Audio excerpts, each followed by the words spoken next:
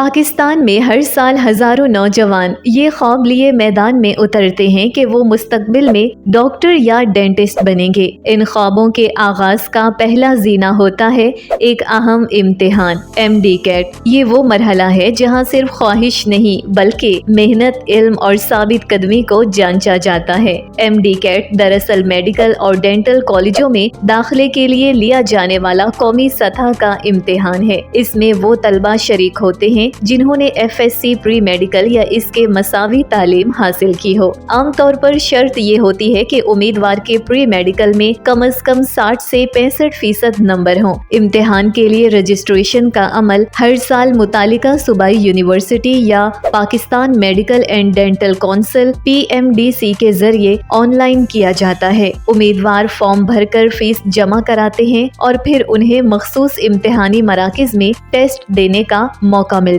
ہے۔ یہ امتحان عام طور پر 180 سے 200 نمبروں پر مشتمل ہوتا ہے۔ 2025 کے منظور شدہ نصاب کے مطابق یہ ٹیسٹ 180 MCQs پر مشتمل ہے، جن میں مضامین کا تناسب کچھ یوں ہوتا ہے: بائیولوجی 68 سوالات، کیمسٹری 54 سوالات، فزکس 54 سوالات، انگلش 18 سوالات، لاجیکل ریزننگ 6 سوالات۔ ہر درست جواب پر 1 نمبر ملتا ہے جبکہ غلط جواب پر نمبر نہیں کاٹا جاتا۔ امتحان کے لیے 3 گھنٹے کا وقت دیا جاتا ہے، اس لیے وقت کی منصوبہ بندی بہت اہم ہوتی ہے۔ کامیابی کے لیے کم از کم نمبر وقتاً فوقتاً پالیسی کے مطابق بدلتے رہتے ہیں۔ پچھلے سالوں میں MBBS کے لیے 55% اور BDS کے لیے 50% کم از کم نمبر لازمی قرار دیے گئے، لیکن صرف پاس ہونا کافی نہیں۔ داخلہ میرٹ کی بنیاد پر دیا جاتا ہے۔ میرٹ نکالنے کے لیے ایک مخصوص فارمولہ استعمال ہوتا ہے جس میں میٹرک، FSC اور MD کیٹ کے نمبر شامل کیے جاتے ہیں۔ عموماً وزن کچھ اس طرح ہوتا ہے: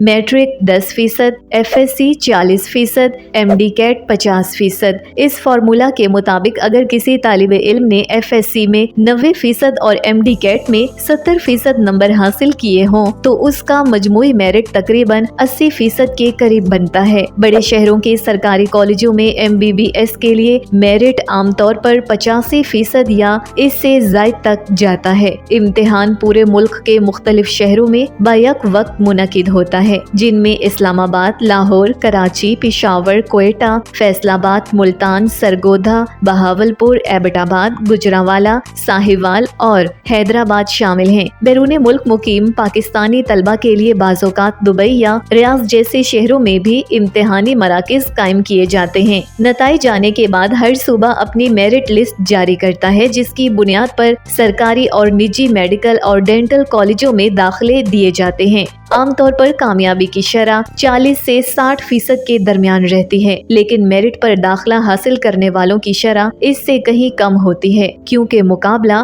بہت سخت ہوتا ہے۔ یوں کہا جا سکتا ہے کہ MD کیٹ محض ایک امتحان نہیں بلکہ ایک خواب کی دہلیز ہے۔ یہ وہ دروازہ ہے جس کے پار وہی پہنچ پاتے ہیں جو علم، محنت اور حوصلے کا سنگم بن کر اس سفر میں قدم رکھتے ہیں، اور جب یہ دروازہ کھلتا ہے تو سفید کوٹ پہننے کا خواب حقیقت میں بدل جاتا ہے۔ ایک ایسا لمحہ جو نہ صرف والدین کے لیے فخر کا باعث بنتا ہے بلکہ ملک کی خدمت کا آغاز بھی۔